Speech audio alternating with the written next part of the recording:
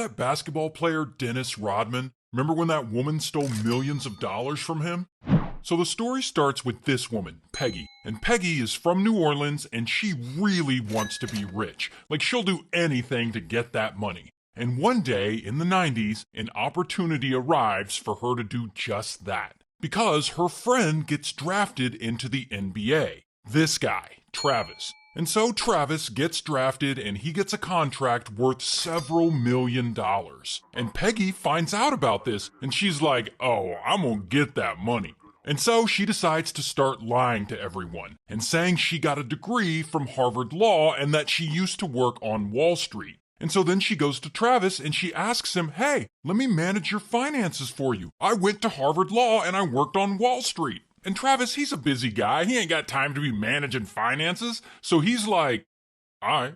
And so she gets to work managing his money. And by managing his money, I mean she's funneling it into her own secret bank account. And she's spending it on herself. And she's like out shopping and buying herself like designer drip and stuff like that. But 5 years later, Travis finally somehow realizes that Peggy has taken nearly $2 million from him and spent it on herself. And so, boom, he fires her. However, other than that, he doesn't want to make a big deal out of it, and so Peggy doesn't get into any real trouble. And this is a mistake, because it allows her to move on and keep the con going with other people. And then one day, around 2001, Peggy gets another opportunity. She finds out her interior designer friend is doing a job for this NFL player, a rookie named Ricky. And so Peggy tags along, and that is when she meets Ricky, and she charms him up, and she's like, I have a law degree and I worked on Wall Street. And soon enough, they become friends, and she eventually offers to help manage his finances. And Ricky, he's like, all right. And so, pow, they're off to the races, and she's helped managing Ricky's finances, and she's like opening bank accounts for him, she's managing his investments, helping his bills get paid on time. She's like, don't worry, I'll take care of everything. And of course, by take care of everything, she really means she's gonna low-key funnel his money into her own bank account. And so, over time, she becomes really close to Ricky, like family. She helps him and his girlfriend plan their wedding. She drives the girlfriend home from the hospital after they give birth to their kid. And like when Ricky gets traded to a different football team and has to move, Peggy moves to the new city with them to stay close to them. So Ricky, not knowing he's being robbed by his own friend, he thinks Peggy is doing a really good job. In fact, he thinks she's doing such a good job that eventually word spreads around and suddenly her management services are in high demand. And she and her company start managing a bunch of other pro athletes. And that is when she meets this guy, Dennis Rodman.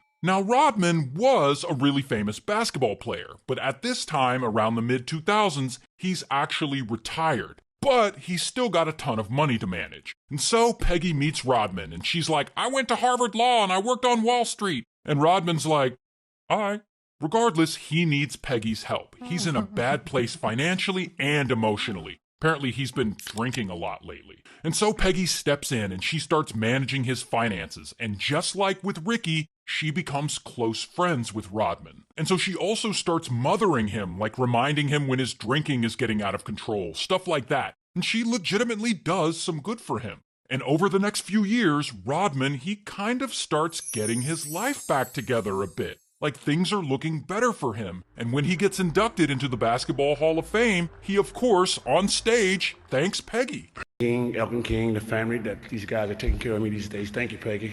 Now, as you've already predicted, while she's helping Rodman manage his life and his finances, she's also funneling his money directly into her own pocket. And at this point, she's already stolen over $1 million from him. And this poor guy has no idea.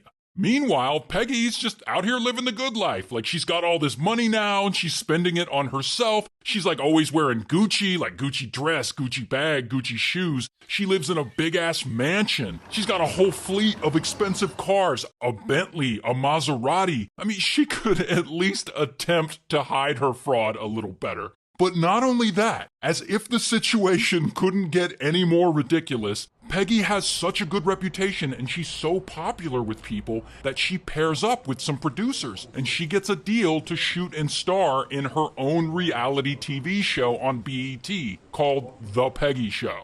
And it's about this woman who manages the finances of all these pro athletes. And they actually film a pilot for it. However, the show doesn't end up going to air. Regardless, everything is working for her. I mean, at this point, she seems more successful than most of the people she's managing. And for some reason, no one questions anything. Until one day, everything changes because Rodmen is chilling in his condo and suddenly, boom, his power goes off. And Rodman's like, oh, that's kind of weird. So he has an assistant look into it. And it turns out the power bill for that condo hadn't been paid in months. In fact, a lot of his bills hadn't been paid in months. Now, who was supposed to make sure all of Rodman's bills are paid on time? The woman managing his finances, Peggy.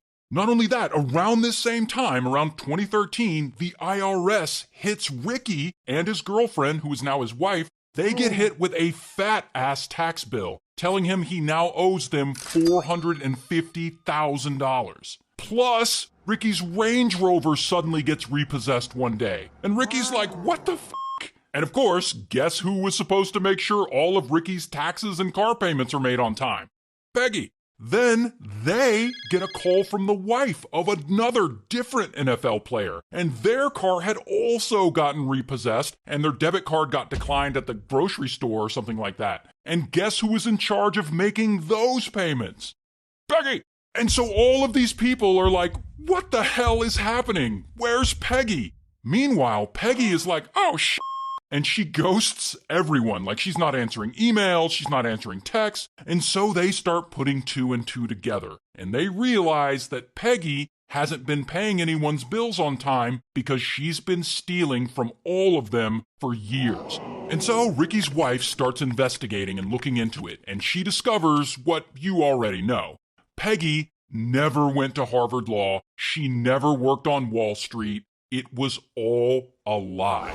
So then, pow, Ricky and his wife file a lawsuit against her, claiming that she defrauded him out of millions of dollars. Then, in 2015, kaboom, this story hits the news, and now it's a national headline. And around this time, an FBI agent is on his lunch break reading the sports section of the news. And he sees that Ricky, this NFL player, is suing his own financial manager, Peggy. And he's like, oh, well, I'm going to look into this because this sounds like it could be a criminal case. And so he starts looking into it. And looking into it, he discovers that old Peggy is overseeing more than 85 secret bank accounts, with money bouncing around between all of them, making it all extremely hard to trace. So this turned out to be a way more complicated scheme than anyone had imagined. But anyway, so now the FBI is involved, and they're investigating. And at this point, Peggy's life is already started to fall apart. I mean, her own famous clients are all suing her. So most people are afraid to work with her now. And so she has to file bankruptcy and she has to sell all of her cars, and Dennis Rodman is obviously no longer talking to her. And then so eventually the FBI goes to Peggy's house, and there they question her and they ask her all about these things she's being accused of. And of course, Peggy is stubborn and she denies all of it and she says she didn't do anything wrong. However, the FBI knows she's full of shit.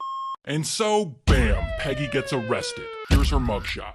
And she ends up taking a plea deal, and she's sentenced to 10 years in prison. And she has to pay everyone back, which in total is $5.7 million. She took $5.7 million from these guys. Damn, girl.